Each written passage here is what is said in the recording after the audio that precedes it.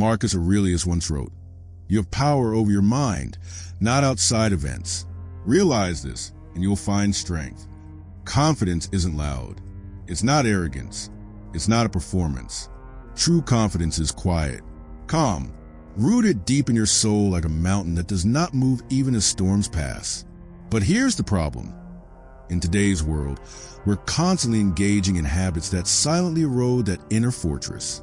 We sabotage ourselves not through grand failures, but through daily choices that chip away at our sense of worth. And the most dangerous part? Most of these habits feel harmless. They feel normal, even comforting. The Stoics taught that to live well is to live in harmony with reason, to govern ourselves, and to stand resilient regardless of what life throws at us. If you've ever felt like your confidence is fading, it's not just bad luck. It's likely a result of what you allow, what you tolerate, and what you keep repeating. Here are 9 habits that are quietly destroy your confidence and how to break them, Stoic style. 1. Overthinking instead of acting.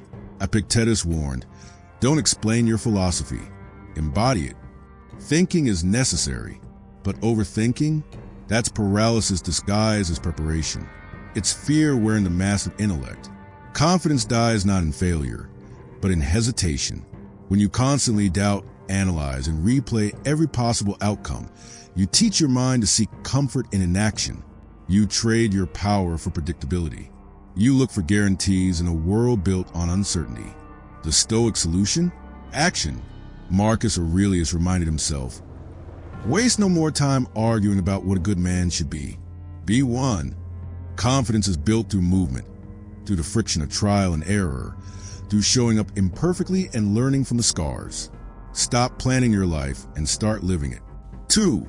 Seeking validation instead of self-approval. Every time you chase approval from others, you are handing over the keys to your self-worth.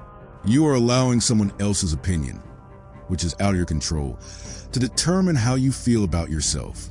Seneca said, "What need is there to weep over parts of life? The whole of it calls for tears." He wasn't being pessimistic. He was reminding us that life is tough. People will misunderstand you. They will judge you. You'll never win them all. So why try? If you only feel good when others praise you, your confidence becomes conditional, fragile, brittle, and easily shattered. Stoicism teaches us to root our sense of value in virtue, not applause. Your job is to live in accordance with your values, not their opinions. Their approval is a bonus, not your goal. 3. Comparing yourself to others. Comparison is a thief of joy and the assassin of confidence. Social media, workplace competition, modern culture, they all push you into constant measurement. Your body, your wealth, your relationships, your status. But the Stoics saw through this illusion. They understood that comparison is irrational because everyone's path is different. Marcus Aurelius wrote, "It never ceases to amaze me. We all love ourselves more than other people, but care more about their opinion than our own." Why would you compare your behind the scenes to someone else's highlight reel? Why would you measure your worth using someone else's ruler? The Stoic path is internal. The only worthy comparison is who you were yesterday versus who you are today. Grow in your lane. Walk your path. Own your timeline. 4. Breaking promises to yourself. Every time you say, "I'll wake up early, I'll start the gym," or "I'll quit that bad habit," and you don't, you weaken your own self-respect. You might think, it's just one time, but your subconscious is always listening. It keeps score, and over time, it learns not to trust you. Confidence is built through consistency, through keeping the promises you make. Not to others, but to yourself. Epictetus said, "No man is free who is not master of himself." Every broken promise is a link in the chain of self-doubt, and every kept promise is a brick in the fortress of self-belief. Don't just talk about discipline.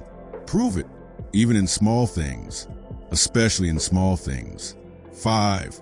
Tolerating mediocrity. Stoicism is not about being passive. It's about excellence. Errate. The Greek concept of living up to your highest potential was at the heart of Stoic ethics. When you tolerate mediocrity, when you allow yourself to drift, when you surround yourself with low standards, your identity slowly conforms. And once mediocrity becomes normal, excellence starts to feel out of reach. You don't rise to the level of your goals. You fall to the level of your standards. Seneca wrote, "Associate with people who are likely to improve you." He wasn't just talking about friends. He was talking about everything you let into your world. The content you consume, the habits you reinforce, the energy you accept.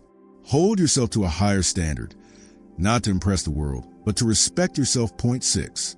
Escaping discomfort. We live in an age of ease. One tap for dopamine, one scroll for distraction, one excuse for avoidance. But Stoics saw hardship as the training ground for soul. Confidence is not grown in comfort, it's born in adversity. Marcus Aurelius called pain and discomfort materials for virtue. He embraced them as opportunities to practice courage, endurance, and self-control. Every time you avoid discomfort, that hard conversation, that workout, that discipline, you train your mind to fear challenge. You become a servant to your comfort. Real confidence is forged in fire.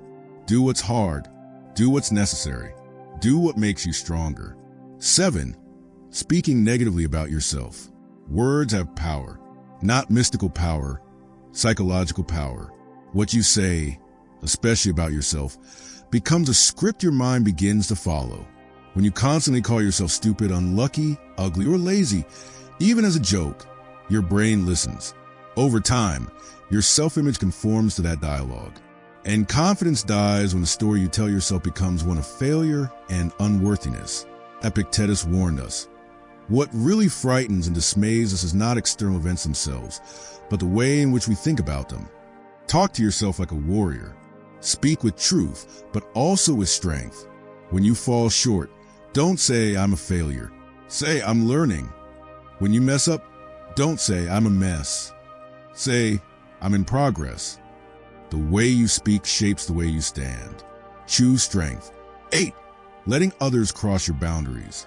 When you allow people to treat you poorly, when you don't enforce your boundaries, you tell yourself that your comfort doesn't matter, that your time isn't valuable, that your peace can be sacrificed to keep the peace. And with every boundary you let slide, your confidence erodes. Because deep down, you know that someone who respects themselves wouldn't tolerate that. Seneca wrote, "He who does not prevent a wrong when he can is as guilty as he who commits it."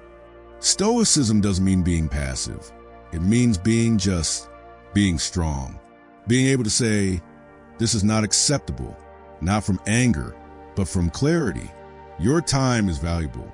Your energy is sacred. Your presence is earned, not owed. 9. Living in the past or future. The root of anxiety is the future. The root of regret is the past. The root of confidence, the present moment. Marcus Aurelius wrote, "Confine yourself to the present, because in this moment right now is the only place you have any power. You cannot change what was. You cannot control what will be, but you can choose how you show up now." Living in the past keeps you trapped in stories. Living in the future keeps you frozen in fear. But when you live in the now, you align yourself with your power. Confidence is presence. It's not, "I will become." It's, "I already am." You are not your past mistakes. You are not your future fears. You are what you repeatedly choose to do now. The Stoic path to real confidence. You don't need a motivational quote. You don't need another 10-step routine. You need discipline, clarity, action, presence. Confidence is not built overnight. It is forged daily, not through grand gestures, but through small acts of self-respect, through honoring your values even when it's inconvenient, through standing tall when it would be easier to fold. The Stoics didn't chase hype, they chased virtue. And confidence is a quiet reward of living in alignment with virtue every day, even when no one is watching. So stop overthinking. Stop chasing approval. Stop comparing. Stop breaking your own promises. Stop tolerating less. Stop running from discomfort. Stop talking down to yourself. Stop letting people cross your lines. And stop time traveling into the past or future. The strongest version of you is already inside you, buried under habit, fear, and noise. Clear it, face it, unleash it. As Marcus Aurelius said, the impediment to action advances action. What stands in the way becomes the way. Now make it your way. If this hit home for you, then don't just watch and scroll. Reflect, apply, build yourself up the Stoic way.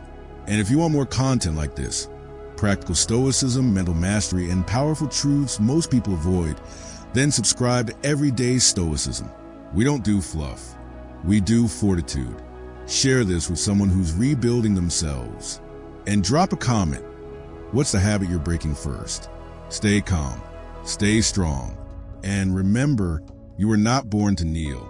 You were born to rise.